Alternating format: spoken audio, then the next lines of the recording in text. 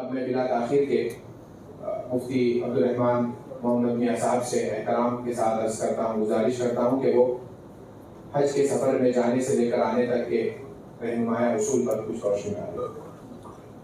بسم اللہ الرحمن الرحیم۔ بہت ساری باتیں آپ حضرات کے سامنے بڑی تفصیل کے ساتھ آ چکی ہے، زیادہ سنیں گے، زیادہ مسائل آپ کے سامنے آئیں گے تو پھر آپ کو بھی جو ہے پرابلم اور مشکل ہوگی۔ اسی لیے جو طریقہ سہل اور آسان انداز میں حج کا آپ حضرات کے سامنے پیش کیا گیا ہے اس کو آپ حضرات ذہن میں بٹھا لیں اور اسی کے مطابق حج کرنے کی کوشش کریں۔ البتہ کچھ اہم اور ضروری باتیں اس تعلق سے آپ حضرات کے سامنے یہ رکھنا ہے کہ جو لوگ حج کو جا رہے ہیں، چاہے وہ مرد ہو یا عورت، یہ دونوں حضرات سے گزارش ہے کہ حج کو جانے سے پہلے آپ اپنے حقوق العباد کی ادائیگی کی فکر کر لیں۔ یہ بہت اہم مسئلہ ہے۔ معاملات کو صاف کر لیں۔ کسی سے کوئی لین دین آپ نے کیا ہوا ہے تو اس مسئلے کو حل کر لیں، کیونکہ جتنے گناہوں کی معافی کی باتیں آپ نے ابھی سنی ہیں حج کے ذریعے سے، عرفہ کے ذریعے سے، مینا کے ذریعے سے، مزدلفہ کے ذریعے سے، یہ سب وہ گناہ ہیں جو اللہ کے حقوق ہو، حقوق اللہ آپ نے ادا نہیں کیا تھا تو اللہ تعالیٰ اس کو معاف کر دیں گے۔ لیکن جو گناہ کا تعلق بندوں کے حقوق سے ہے، وہ گناہ تو آپ کو خود صاحب معاملہ سے معاملے کو حل کرنا ہے۔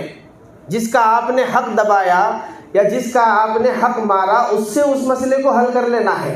تو حج کرنے والے جب اتنے پیسے دے کے جا رہے ہیں حج کرنے کے لیے، اتنی بڑی عبادت کے لیے جا رہے ہیں، تو پہلے اپنے معاملات کو بھی درست کر لیں، حقوق العباد کو بھی جو ہے ادا کر لیں۔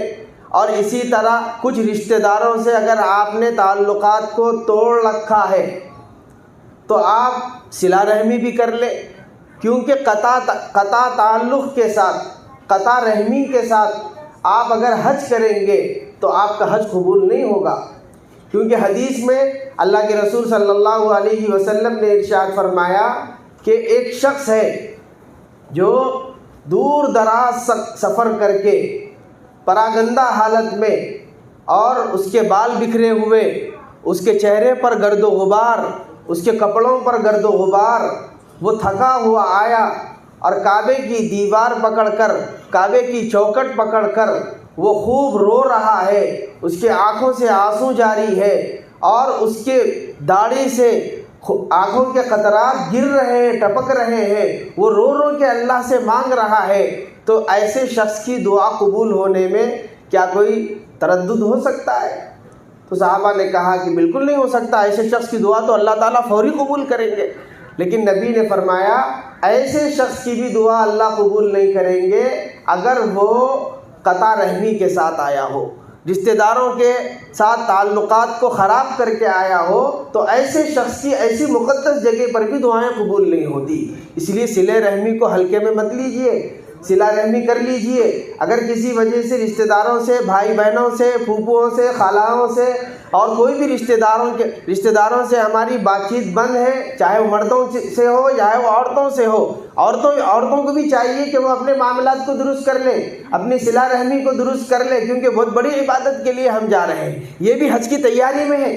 صرف حج کا طریقہ سیکھ لینا کافی نہیں ہے، حج کے مسائل جان لینا کافی نہیں ہے، بلکہ حج کو جانے سے پہلے معاملات کو درست کر لینا بھی یہ حج کی بہت اہم تیاری ہے۔ آپ حضرات سے گزارش ہے، مرد حضرات سے بھی، عورتوں سے بھی معاملات کو بھی درست کر لیں، اور اسی طرح جو ہے صلہ رحمی بھی کر لیں، رشتہ داروں سے ملاقاتیں کر لیں۔ جو کچھ بھی غلطیاں، غلط فہمیاں ہوئی ہے، اگر کسی کی غلطی ہے بھی تو آپ آگے چڑھ کے معاف کر دیں اس کو، اس لیے کہ یہی صلہ رحمی ہے۔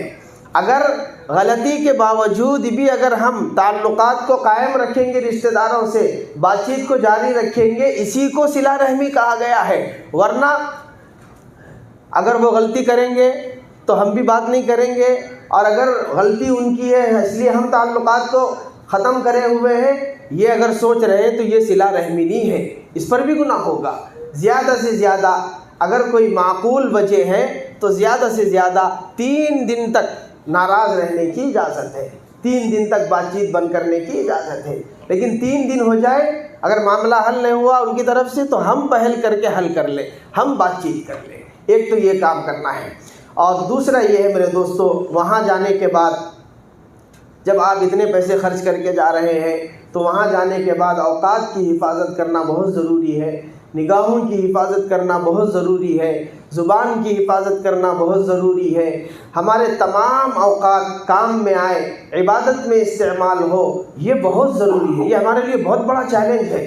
موبائل کا فون استعمال نہ کریں۔ افسوس ہوتا ہے کہ مقامات مقدسہ میں بھی ہم لوگ جو ہے فون میں مصروف ہوتے ہیں، ویڈیو گرافی میں مصروف ہوتے ہیں، حتیٰ کہ جب روضہ رسول صلی اللہ علیہ وسلم پر حاضری کے لیے جاتے ہیں تو وہاں بھی ہم ویڈیو گرافی کرتے ہیں، تصویر کشی کرتے ہیں۔ یہ بہت سخت ناپسندیدہ عمل ہے۔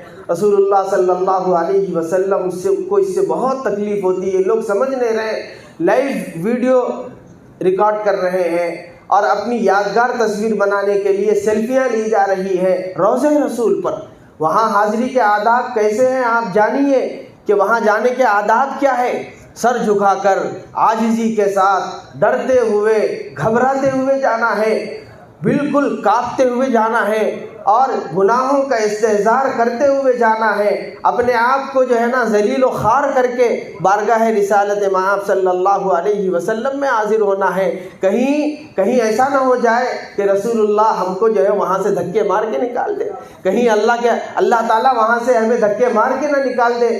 گناہوں میں لطف بندہ ہوں میں آیا ہوں، تو اس کا خیال کسی کو نہیں ہے۔ وہاں جا کر بھی گناہ کر رہے ہیں، وہاں جا کر بھی تصویر کشی کر رہے ہیں۔ اس لیے موبائل فون کا استعمال کم سے کم کریں، ضرورت کے حد تک کریں۔ اور تیسری بات یہ ہے کہ علماء نے فرمایا کہ حج پڑھنے کا نام نہیں ہے، حج کرنے کا نام ہے۔ حج پڑھ لینے سے حج ادا نہیں ہوتا۔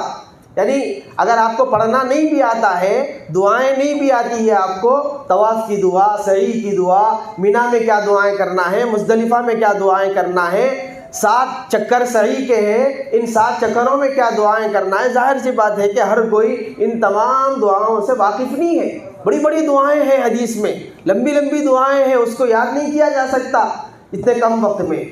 اس لیے علماء نے فرمایا کہ ٹھیک ہے، کوئی بات نہیں ہے، اگر آپ دعاؤں کا اہتمام نہ کریں اور دعائیں نہ پڑھیں تب بھی آپ کا حج ادا ہو جائے گا۔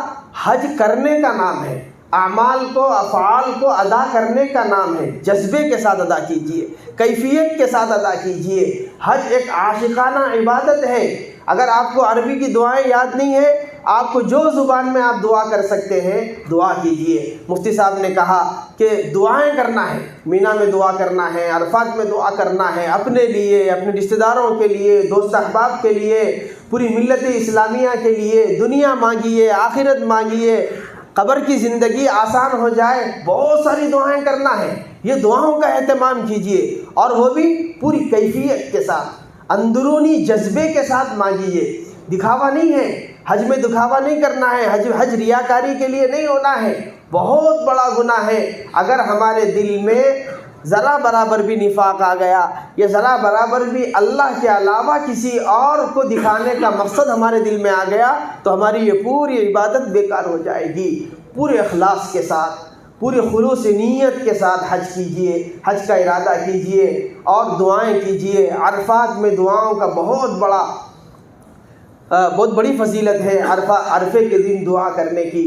حضور صلی اللہ علیہ وسلم نے ارشاد فرمایا، میں شیطان کو سب سے زیادہ ذلیل اور رسوا ہوتے ہوئے اس وقت دیکھا ہوں جب میدان عرفات میں اللہ تعالیٰ سارے حاجیوں کی مغفرت کر دیتے ہیں، مغفرت کا اعلان کر دیتے ہیں، سب کو بخش دیتے ہیں، جیسے رجع کیوم ولدت امہ، ایسے کر دیتے ہیں جیسے کسی ماں نے کسی اپنے نومولود بچے کو جنا ہو، تو جیسے وہ بچہ، معصوم بچہ، 1 دن کا، 1 گھنٹے کا بچہ جیسے گناہوں سے محفوظ رہتا ہے، ایسے ہی اللہ تعالیٰ عرفے کے دن حاجیوں کی مغفرت کا اعلان کر دیتے ہیں۔ تو شیطان جو ہے اپنے آپ پر مٹی ڈالتا ہے، مٹی اٹھا کر اپنے اوپر چہرے پر ڈال لیتا ہے، اپنے بالوں پر ڈال لیتا ہے، ذلیل و رسوا ہو جاتا ہے۔ شیطان کے چیلے اور شیطان کے غلام اور شیطان کے ساتھ رہنے والے لوگ جب اس سے پوچھتے ہیں ابلیس سے تم ایسا کیوں کر رہے ہو، تو وہ کہتا ہے کہ زندگی بھر کی محنت میری بیکار ہو گئی، میں بنی آدم کو، اللہ کے اس بندے اور بندی کو زندگی بھر بہکاتا رہا، جہنم میں ڈالنے کی پوری کوشش کرا اور اس کو بہکایا، گناہوں پر اس کو زندگی گزارنے پر مجبور کیا، اس کے نامہ اعمال میں ہزاروں لاکھوں گناہوں کو میں نے لکھوایا، لیکن افسوس یہ ہے کہ آج میری پوری محنت پر پانی پھر گیا، کیونکہ عرفے میں اس نے اللہ سے مانگ مانگ کر دعائیں کی اور اللہ تعالیٰ اس کے سارے گناہوں کو معاف کر دیا۔ تو یہ بہت بڑا دن ہے، اس میں خوب دعاؤں کا اہتمام کیجیے۔ عورتوں کے تعلق سے بھی یہ بات ذہن میں رہنا چاہیے کہ جیسے مرد کے اوپر احرام ہے، عورت کے لیے کوئی الگ سے احرام نہیں ہے۔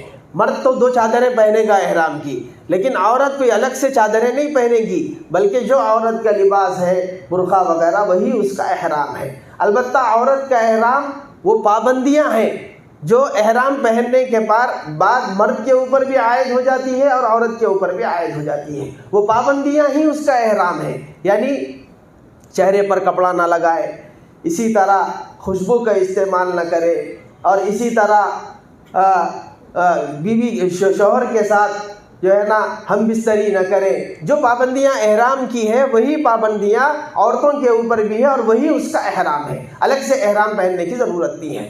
اگر کسی عورت کو حج کے دوران یا حج کے ایام کے دوران پیریڈز آ جائے تو بھی ان کو گھبرانے کی ضرورت نہیں ہے، پریشان ہونے کی ضرورت نہیں ہے، دین میں اس کے لیے بھی آسانیاں ہیں۔ نبی علیہ الصلوۃ والسلام نے ارشاد فرمایا کہ کوئی عورت عین حج کے ایام کے وقت اس کو حیض آ جائے تو وہ برابر وضو کرے، غسل کرے۔ اب وہ غسل پاکی کا غسل نہیں ہوگا بلکہ نظافت کا غسل ہوگا، پاکی کا غسل نہیں ہوگا، نظافت کا غسل، صاف صفائی کا غسل ہوگا۔ غسل کرے اور پھر اپنے اوپر احرام کی پابندیاں لا لے اور اپنے مرد کے ساتھ جائیں، مینا بھی جائیں، مینا میں بھی رہیں اور وہاں پر بھی خوب جو ہے دعائیں کریں۔ عرفات بھی جا سکتی ہے، مزدلفہ بھی جا سکتی ہے۔ صرف حالت حیض میں عورت کو 2 کام نہیں کرنا ہے، ایک یہ کہ نماز نہیں پڑھنا ہے اور دوسرے طواف نہیں کرنا ہے، باقی سب ارکان حالت حیض میں پیریڈ کے ایام میں بھی عورت کر سکتی ہے۔ ہمارے سامنے اس کی نظیر ہے، حضور صلی اللہ علیہ وسلم جب حج کے لیے تشریف لائے مدینہ منورہ سے، آخری حج حجۃ الوداع کے موقع پر، تو حضور کے ساتھ حضرت عائشہ صدیقہ رضی اللہ تعالی عنہا بھی تھی، اور جب عین مکے کے قریب پہنچے تو پہلے عمرہ کرنا تھا اور اس کے بعد پھر حج کرنا تھا۔ جیسے آپ لوگ جو ہے اب جائیں گے یہاں سے سفر کر کے، تو پہلے آپ جاتے ہی عمرہ کریں گے اور عمرہ کر کے پھر احرام پہن کے عمرہ کر کے احرام اتار دیں گے اور پھر جو ہے 2-4 دن خالی رہیں گے، اس میں خوب عبادتیں کرنا ہے۔ اس کے بعد پھر 8 تاریخ کو یا 7 تاریخ کو حج کا احرام پھر دوبارہ پہن کر جانا ہے۔ ایسے ہی حضور صلی اللہ علیہ وسلم آئے تھے مدینے سے حج کرنے کے لیے، تو اب قریب پہنچے مکے کے اور عمرے کا کام شروع ہو رہا تھا، تو حضرت عائشہ صدیقہ رضی اللہ تعالی عنہا حیض میں مبتلا ہو گئی، پیریڈ میں آ گئی، تو بہت افسوس ہوا ان کو اور بہت روئی حضرت عائشہ نے۔ تو حضور صلی اللہ علیہ وسلم نے ان کو سمجھایا اور کہا کہ پریشان نہ ہو، یہ 4 دن 5 دن جو بھی ہے تم آرام سے جو ہے اسی حالت میں گزارو، اسی حالت میں حج کرو۔